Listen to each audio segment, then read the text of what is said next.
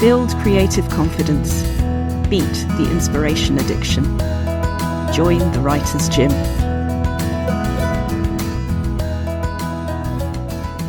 Hello everybody, Rachel Knightley here, your personal trainer at the Writer's Gym. Today we have Lee Murray ONZM, Officer of the New Zealand Order of Merit. Lee is a writer, editor, poet and screenwriter from Aotearoa New Zealand, a Shirley Jackson Award and 5-time Bram Stoker Award winner, a USA Today bestselling author with more than 40 titles to her credit, including novels, collections, anthologies, nonfiction, poetry and several books for children. Lee holds a New Zealand Prime Minister's Award for Literary Achievement in Fiction and is an Honorary Literary Fellow of the New Zealand Society of Authors. Among her recent works are feature film Grafted, directed by Sasha Rainbow, horror anthology This Way Lies Madness, Cuba Press, co-edited with Dave Jeffery, and prose-poetry collection NZSA Cuba Press, prize winner Fox Spirit on a Distant Cloud, the Cuba Press. Lee, it is such a delight to have you here. Thank you so much for having me. It is 6:20 on Saturday morning, but it's a long weekend this weekend that we're recording. So I've had a day off yesterday, so it's not too bad. I am not one of those writers for whom early morning is a thing. Are you? I prefer the early morning to the night for some reason. I used to be a runner years ago, and so I'd get up early to go for a run, and I got injured about a decade or so ago, and so I haven't run since then. But, so I got in the habit of getting up early and getting certain muscles working. And so I guess writing, it's a little bit the same when you get up in the morning and you sit down to your day job, which is writing for me. Then it's just getting those muscles working. So it's very interesting you bringing up that example of how running as part of your schedule was already kind of set there. Yeah, that getting up early or getting up and getting to your desk and getting moving and getting started on things. And I used to start with exercises when I was early writing. I used to start with free writing exercises. It was something that someone else suggested just to sort of get the juice going. I know I've got a colleague who reads poetry, who just starts his day with his coffee, reading poetry, looking at the water. A very famous writer called Jonathan Mabry. But for me, I used to do free writing, and that way I could didn't matter what it was, just get it on the page. And then sometimes I could take things from that free writing, maybe make a poem, or just kind of got out the things that were kind of running around in my brain. Maybe it was a piece of writing, but sometimes it was just, I need to remember to do this later today, and I had a sort of note or something of it, and it just started the flow of words. I like getting up and going for a run, which sort of gets the blood pumping. It sort of starts the flow of words when you get to the page, get to your desk, and you can just do some free writing. I don't do that anymore. I just sort of get to my desk and just open whatever it is I'm working on and just keep going. They're all summoning rituals, really, aren't they? That's another way of looking at it, that at some point you needed the free writing to get you there. But after a certain amount of time, maybe your body and brain just understand, desk, this time, this is what happens. Yes, I think so. I think it's a little bit like children, when it's time for bed. When I was a little girl, it's time for bed, so we have our bath, we brush our teeth, and then we get into bed, and then Dad would come and read us a story or tell us a story. And there was that bedtime ritual, and then he'd tickle us, and then we'd go to bed. But it was just that thing that where Dad would read us a story, and so that was kind of the signal to your body that it's bedtime. You need to relax now. Yeah. I still do that. I still always read before bed. I think it's very rare that I just jump into bed and then not read some passage or some bit of poetry, or I have a book on the go. I usually have lots of books on the go. I read for World Fantasy last year, so it was just books galore. But I usually have a book on the go, and also I like to mark passages and things that are interesting things, like themes that I like, or especially now with it used to not be so easy with print books, but now you can also get ebooks. And so, if I read in bed, I don't always have to mess up my nice book and put a post-it note, and I don't have to have post-it notes. I can just mark it on an ebook and keep that note electronically. Because sometimes I think it's a way of analysing writing, and it's a part of, even though I'm just enjoying the reading, it's sort of part of taking notes on the things that I like, techniques that I think, oh, this is interesting. Oh, I love this turn of phrase, or this is the best sentence in this book, or something like that. And so later when I go back, it's interesting to have those notes, like when I go back to look at the book for whatever reason, if I'm writing an essay or just revisiting the story, And it's such an important thing in a spirit of permission that certainly with a lot of the beginner writers that I work with, one of the things people struggle with is that sensation of, if I'm reading something and I like this, people worry they're stealing.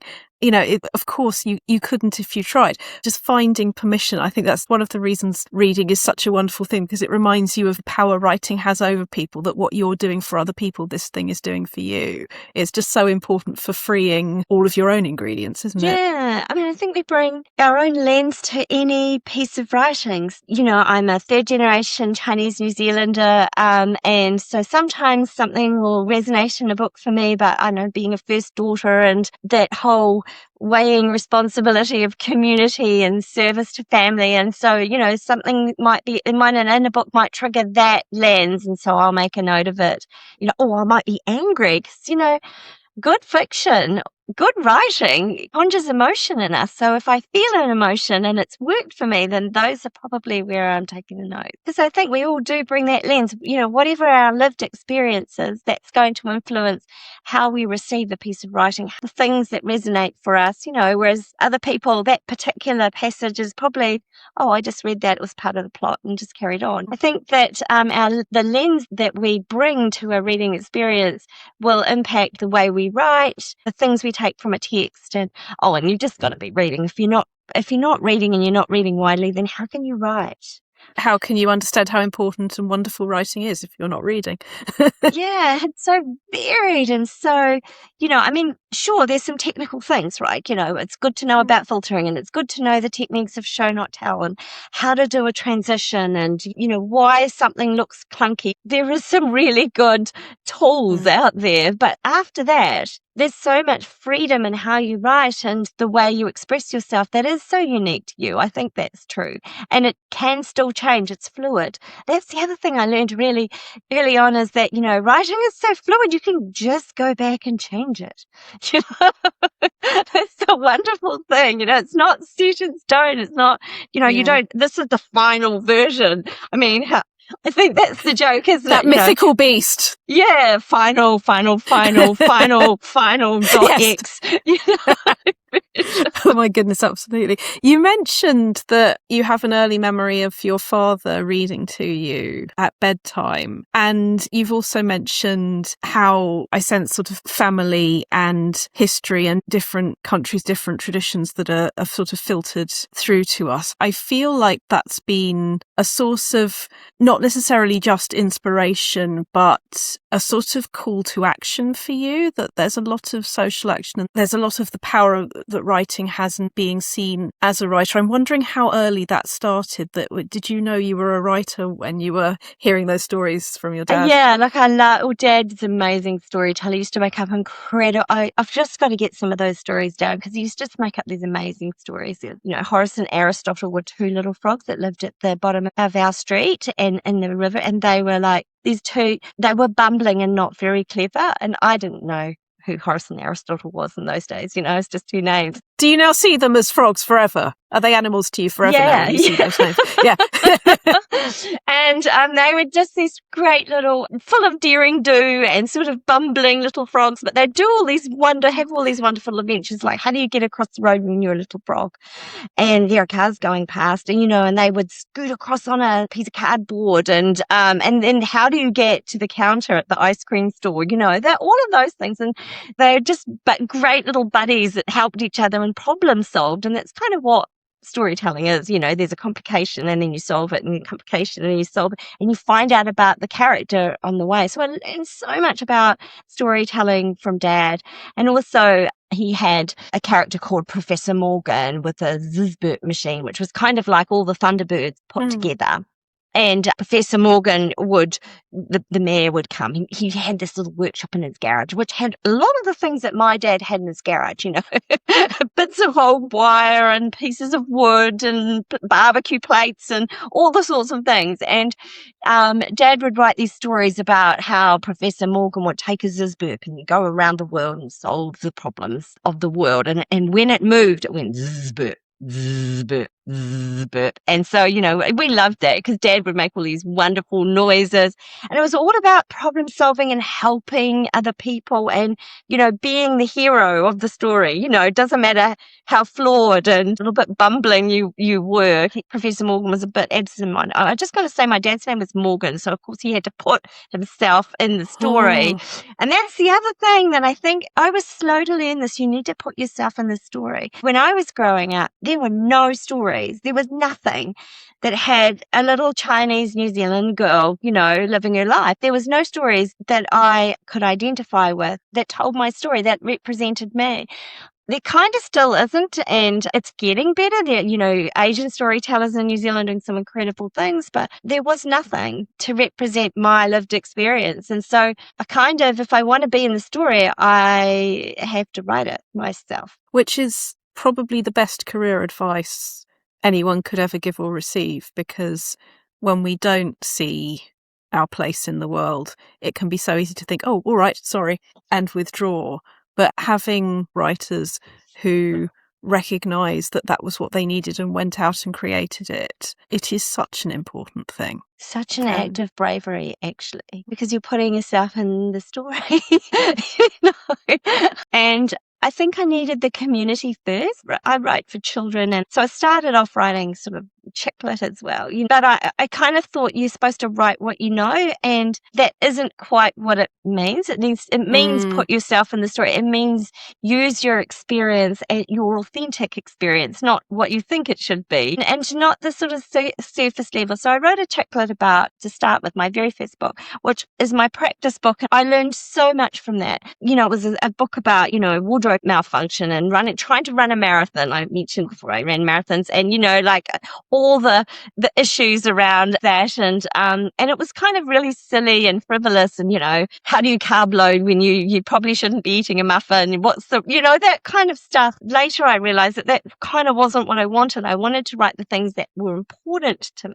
So I learned a lot from that book. I learned that what I didn't want to write, and there was nothing wrong. Look, if you want to read chick lit and be totally immersed in some wonderful beach escapism or whatever, that's perfectly fine. That's an absolutely valid reason for reading. But I wanted to connect in a different way with readers. I think that's the thing. And so, you've talked about This Way Lies Madness, and I've suffered from, I'm an anxious little piglet, and I've suffered from sort of anxiety and depression all the time. And I feel strongly about connecting with people in that way. I'm not a serial killer. I'm not a monster. I'm just this ordinary person who struggles every day with my mental health. And so there are other people out there that feel that way too. We're just folks. And so I feel like reading and writing have this incredible power to connect people across the globe in different walks of life for different reasons. I'm so glad we are having this conversation because, as you know, with the writing coaching, it's not like you've got writing over here and everything in your brain over here, and there's this brilliant thick wall between the two, and then I wonder why I'm blocked. I have known people not realise the irony in there and put up this terribly grown-up wall so that they feel like they're being a grown-up with it.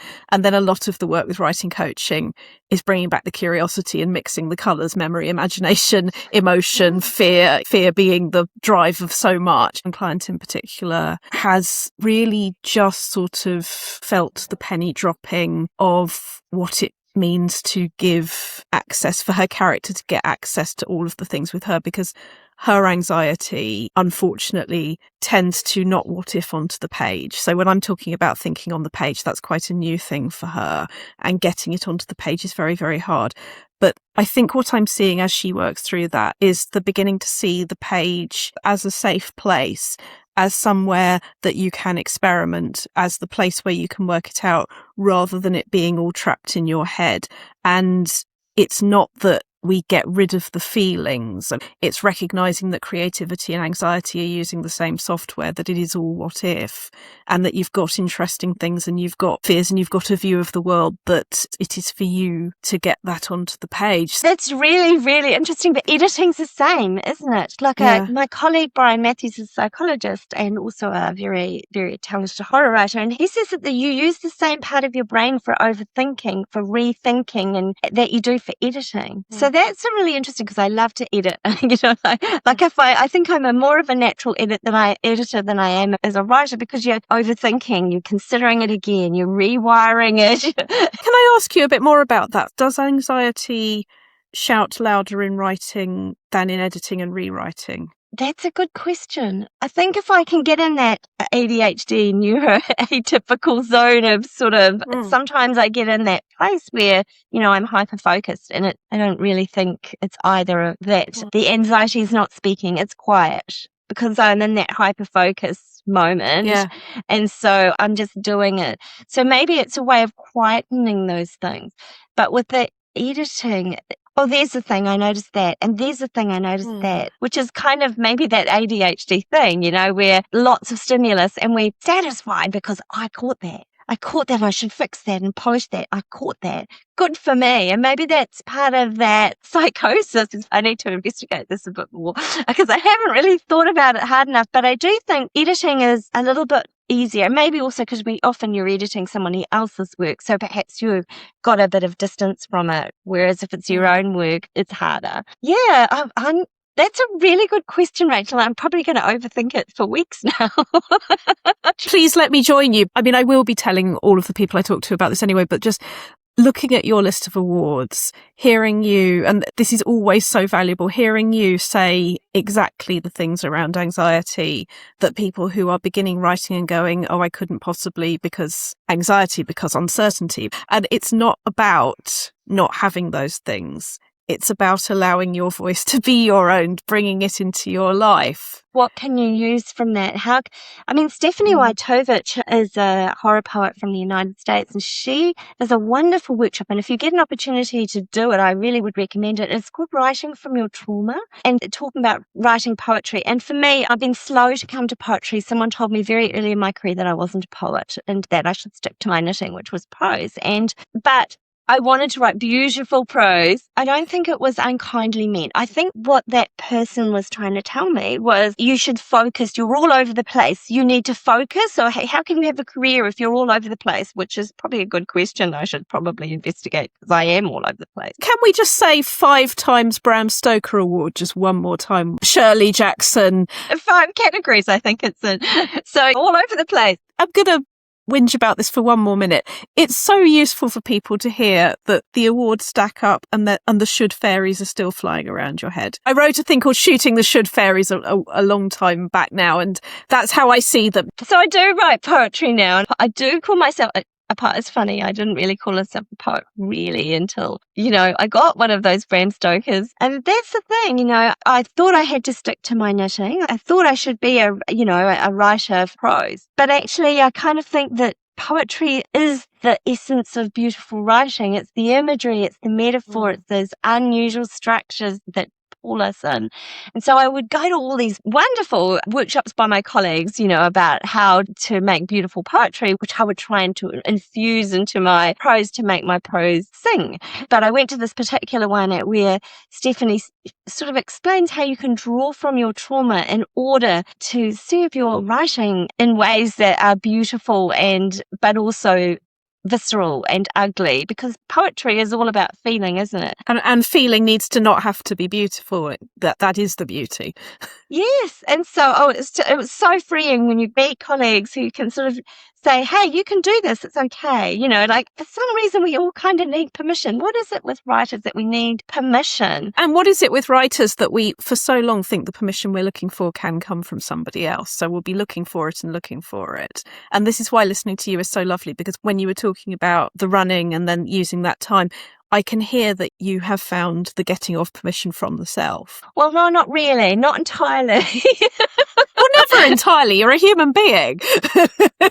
No, it's just, well, I think there are other aspects to it, and I think we need to think of the sort of practical. So my dad said, "Oh, don't be a writer, darling, because you can't make a living from writing." He's kind of right for most of us, like it's really, really hard to make a living in this business. And so I went off and got a proper job. I became a scientist. I did a couple of degrees in science, and I got a management degree, and because that's a proper job. Like it's a proper, not the arts, which is sort of all kind of airy-fairy and creative.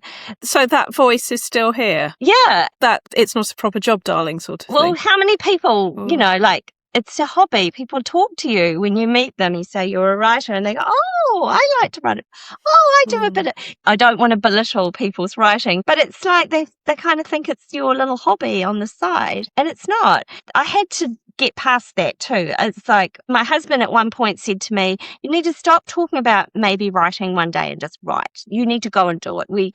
And that was wonderful too. He gave me permission, partly because we were in he had a good job at the time and the kids were in school. I needed to be home because my youngest has very severe ADHD and autism and really was struggling. So we decided that I would be home to sort of support his learning. And then there was a little bit of time when the kids were at school, that kind of thing. And Dave said to me, "You should just stop talking about it and just write.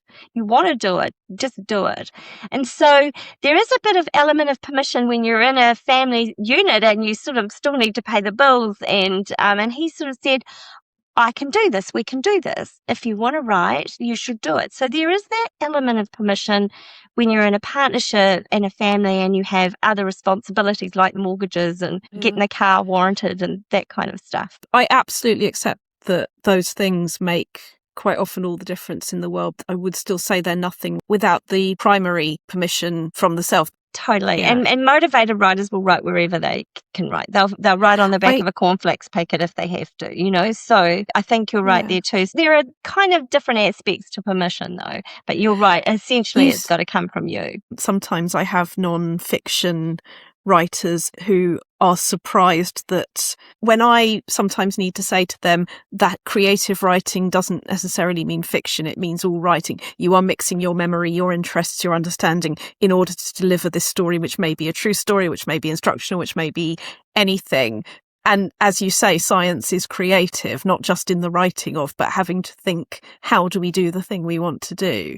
This is all about creativity, and it's so much more linked than sometimes people maybe give themselves permission to realise. Would I have done it differently? So I always moan about Dad saying you should be you should get a proper job, and poor Dad, I blame him for a lot.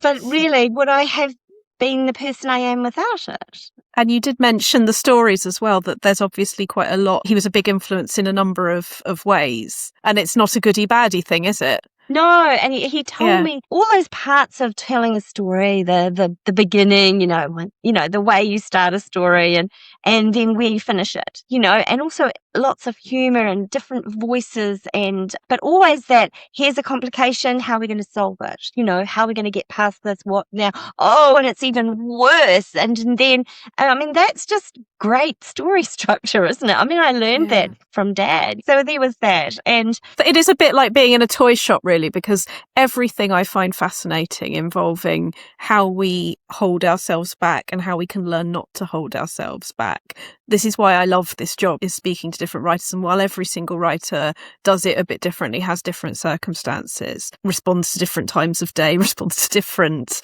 pens, for God's sake, everything, it's always unique, but there's always also an awful lot in common. I know I've said this a lot, but I do think it's so important for people to hear is that I look at a biography like yours, and when I sort of started, I'd have seen a biography like that and gone, oh, I couldn't possibly have a conversation with them because they're big.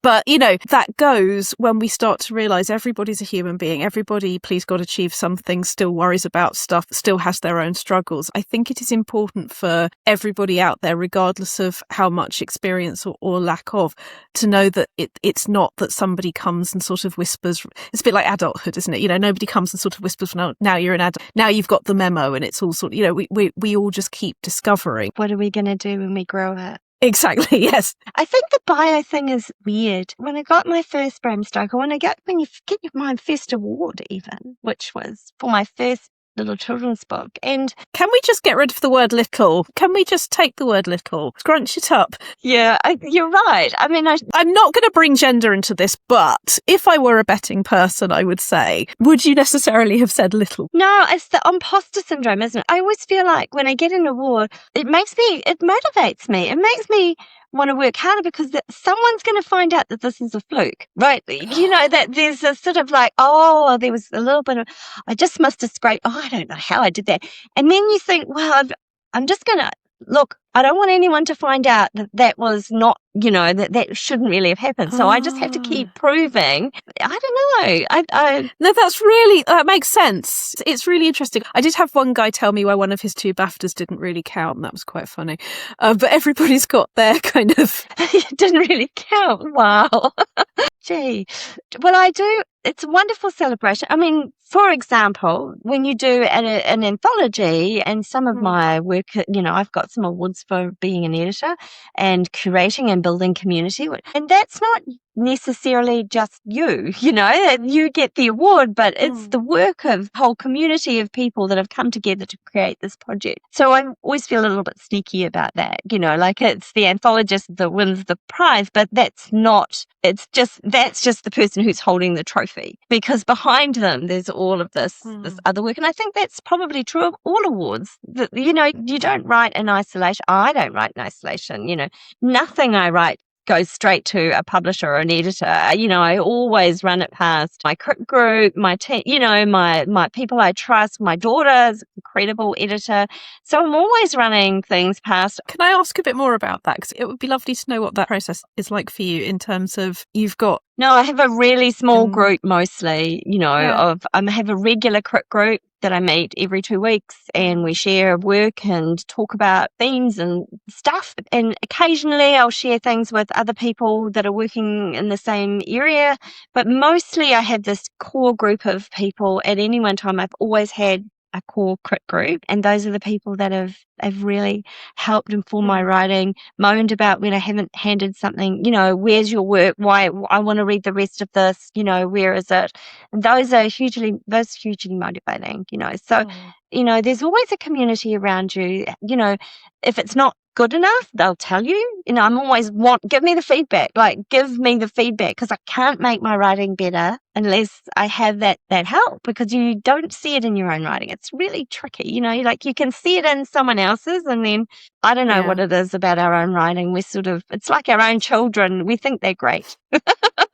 Other people Although there's moments, don't. and actually the balance the other way as well. There are moments when your writing/child does something wrong, and that's worse than when somebody else's does that thing wrong as well. Yeah, exactly. Or or you think that your writing is really great, but actually you need to be reminded that there's still things you can do. So I'm being very, very lucky about that, And also when, with the whole imposter syndrome thing, people ask me, well, what's your favorite piece of work? And it's always, well, I'm working on something else, and I want it, because you're always striving to write something that's better, that speaks to your experience in a different way, that will just expands your whole practice in some way, which is, again, that's probably that ADHD thing. I'm just all over the place, and I just, wanting the new thing, and I do finish most things. Right, so this is it though. While we're talking about ADHD, there are now 2 things I want to talk about very, very much at the same time. You did just say about, as well as the next thing always being the most interesting, or that's the thing I'm working on now. There's also the sense of there's investing in the previous thing as well, that by the time something is out, your brain has gone into the new thing, but you're also very interested. So this little book is coming out this is a little mock-up, but it's coming out. Oversight, Erase Your Poetry is coming out on the 8th of March. It's a collaboration with Karina Bissett, and it's Erase Your Poetry, looking at texts by women in history and trying to sort of go into their works and find new ways of looking at women's stories. As, like I say, we're doing the promotion for this now, but we've just finished putting together the manuscript of the second book in this. So, you're thinking about the new book that, we're just putting that to bed, that will come out this this one comes out, in 5 weeks, and that one comes out a year from now. So I'll have to be thinking about that. So yeah, you're right. There is that aspect. And of course, the whole thing with publishing, you sort of get a big splash for the few months that the book, or the first year that the book is out. And then people have moved on, and that's still a wonderful piece of work that you've really enjoyed doing. And maybe you're teasing threads from that because, we build on our practice, don't we? We're sort of, okay, my work in Asian diaspora horror is really, that has been that. We started with Black Cranes and then Tortured Willows and then Unquiet Spirits. So we went short stories and then poetry and then essays. And then I wrote my own prose poetry collection, Foxbird on a Distant Cloud, and reading all over the place, other writers and building a community. Your practice builds on these projects. Then you spin to the next thing. Well, no, I don't mean spin. I mean, you sort of layer and you sort of create depth and, keep your interest up. You mentioned that you'd arrived with poetry later. It's interesting hearing you say all the different categories and prose and essays, fiction, and so on. I'm wondering, was poetry very different in terms of it maybe being a mental jump that, yes, I can do this as well? I'm wondering, is it a pedestal thing, or is it that we all categorise without meaning to? You mean, I think poetry's the pinnacle? Is that the thing? Is that what you think? My thing was that I'm afraid I was one of the multitude of I didn't know I liked horror until I was in my early 30s, even though all of my favourite novels were 19th century Gothic. I was that idiot that you're talking about in that wonderful essay on Medium about, just thinking, oh no, I don't like horror, because we think at the time that horror just means limbs falling off. So then I was dared by my now partner to write a horror story. It won first prize in now dearly departed Writers Forum magazine, and it was a really comfortable, really right voice to write in that I'd found. And then I ended up with Black Shack Books within a couple of years of that. One of the reasons I'm very glad that happened to me is it does make me aware of any time we think I'm not the kind of writer who, regardless of where that's coming from, regardless of whether that's a sort of assumption about a genre or a pedestal, or whether we're looking at something being impressive. I think I hope I've got a mission in my head to spot things like that and rip them to shreds, really, just be every kind of writer, do whatever interests you. Yeah, we kind of, look, even just stepping into writing and writing fiction, because I'd come from science and I'd been writing papers and, essays and, and that's all about rigor and even qualitative, I came from science, like hard, so sciences. And so you look at social sciences with qualitative research methods and you think, oh, that's a bit airy-fairy. So I had a really hard lesson to learn. And, when you see people, you'll probably see this in your practice, Rachel, who have moving from, say, journalism or fiction or,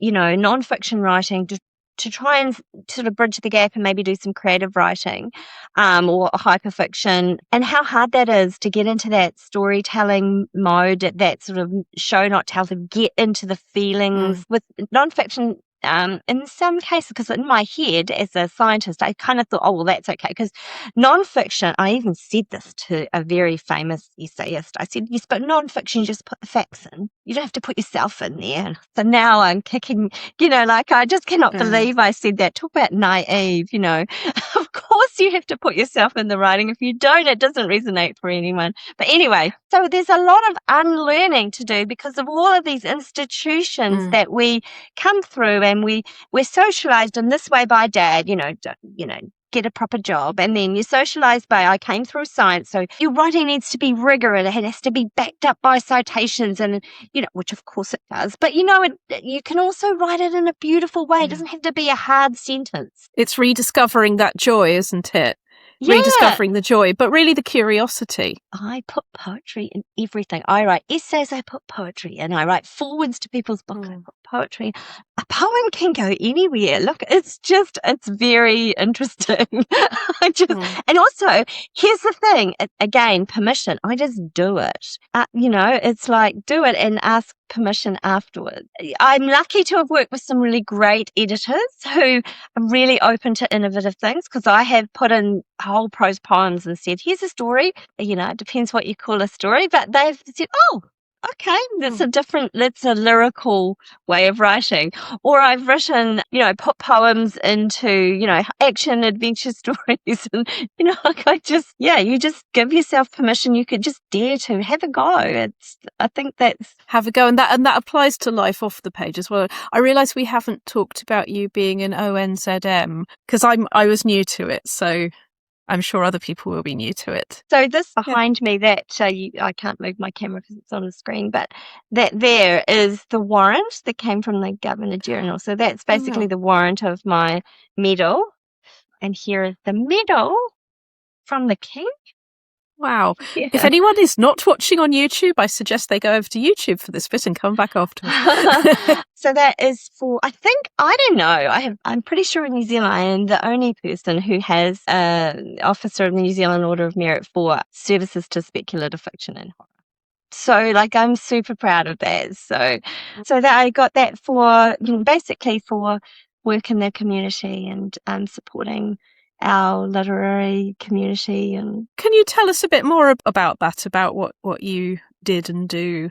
Oh, I think it's a lot of mentorship work. For 10 years, I worked with my colleague and we ran something called Young New Zealand Writers, which sort of offered writing and publishing opportunities for young people. And I think we did 18 anthologies and a couple of, new first-time novelists. And we ran writing competitions and workshops, and one-day workshops once a year, but we wrote 2 writing competitions for secondary school students every year, and we had up to 1,000 entries, and we wrote individual feedback for every student who submitted a story to us. So that was just a massive task for a decade. And then COVID hit and it sort of got very difficult. So COVID, we ran one online series of workshops, and then we had to we put it aside. And then after COVID, we shelved that because we were a bit exhausted. But yeah, and that was just all colleagues and just all unpaid, not for profit. So I think that had a lot to do with it, and a lot of my mentorship work and just community building, I think. And sort of also, here's the rub: when you live in New Zealand, nobody knows you. You're so far away, you can't get to anything.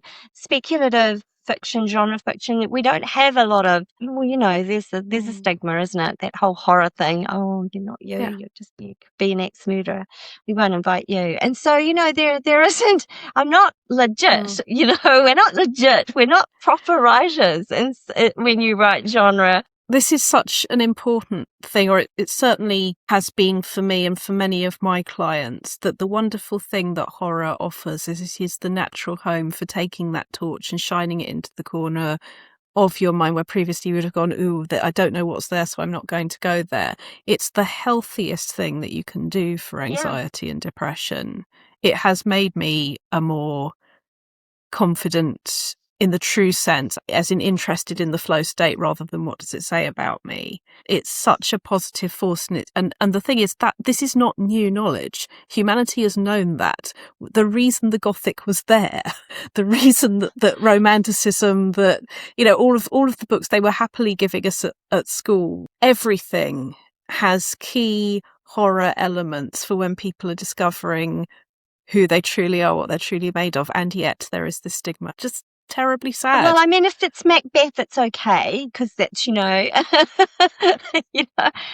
these stigma things are interesting, isn't it? It's just it's a little bit like if you're an Indigenous person, like if you're a Maori person and you talk about Maori storytelling, or that's just kind of folklore or myth, and if it's European mythology, we call it classic. We sort of have a different language for what we think is legitimate, don't we? And I think that's a part of the problem. But yes, I think there's so much to be, not just putting the things on the page in order to exercise our own demons, but also when you do that, and someone else sees that and reads that and thinks, I'm not the only one who feels like this. And we aren't the only one who feel like this, Rachel. If we're feeling this anxiousness, and I mean, especially in the world at the moment with so much going on, and overwhelm, I think other people can read that and feel a little bit of solace because, you know what, I'm not all by myself feeling like this. There are other people that feel this way. And that is hugely freeing. I think, and it's kind of driven a bit my practice is like, we need to put ourselves on the page. And I haven't been brave about this. It wasn't until I got that horror community around me saying, sure, you should do this. Because, horror is subversive. It's progressive and transgressive and all of these words that inclusive. And I think that having the community around you saying, you can do this. It's okay. Like try that, see how it feels. Other people are probably feeling that way. And that connection is and then that just gives you that little bit of bravery to take that next step and the next step and the next step.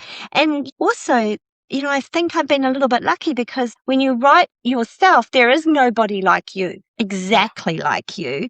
And so there's your place in the world, straight away, there's your place, there's your story, that is unique and different and special, and people will find the universality in it. I don't know if that's a word, but you know what I'm saying. People will find the connections, the nodes. The more specific we are, the more universal we are, absolutely. And this is why it's important to dig for it, and it's important to make that space and time. Anything, I don't know if I'd say it's tips, but just anything that sort of worked for you in terms of boundaries with writing. Because for me, if the door is shut, that means the door is shut and I'm writing or I'm coaching. And that's been really important. There are certain hours of the day that work and don't work. And my partner and I we're not evening work. We stop at a certain time and family time happens. How have you stayed sort of relatively sane, but also relatively creative? Is there anything that you'd throw out there for us? I don't have any boundaries. I'm absolutely hopeless at boundaries, and I probably should be asking you for tips, Rachel, because I work all hours and I just, no. And if someone sends me, if a colleague sends me a request to write a blurb, I'm like, they'll send it, and by the evening I'll be reading it because I can't wait, and I'll be putting off my own work because there's this thing and they're waiting for it. So I'm really bad. It's the Asian girl in me, you've got it. If community comes first and you come second, and I'm really bad at boundaries. Hearing you on that loud and clear, but going to challenge/ask a tiny bit. You live with other humans, right? Yeah. There are other people. Yeah. And you see the other humans sometimes? Yes. So during the evolution of you living with those other humans, some sort of pattern/expectation of, well, even if it's an expectation of we don't actually have any expectations, we don't know when we're going to see that person, a pattern sort of evolves based on experience.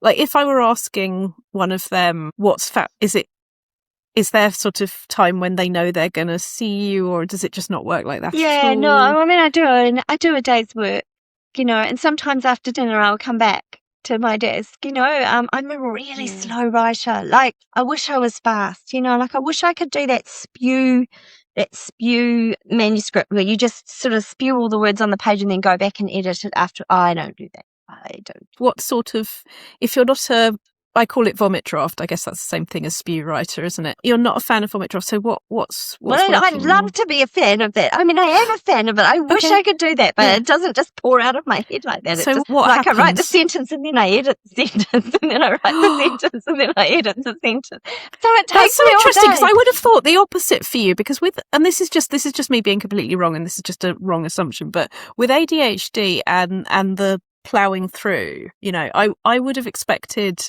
I talk about it like paint on the canvas. For me, it's trying to get that base coat and then fill in the blocks. And so, if I can get 1,000 words done in a day, that is a miracle. But mostly, I'm 500 word a day, which means not a lot of output. And then when you've got community work and stuff in around in the mix, like I think last year I wrote 2 short stories and maybe an essay that, like I was so busy with, I'm going to say 5 or 6 judging gigs on top of the World Fantasy Awards. So, it has been, my boundaries are rubbish. The thing is, I would love to. The things that I would be asking in a longer conversation would be, are they rubbish, or do you just know what works for you?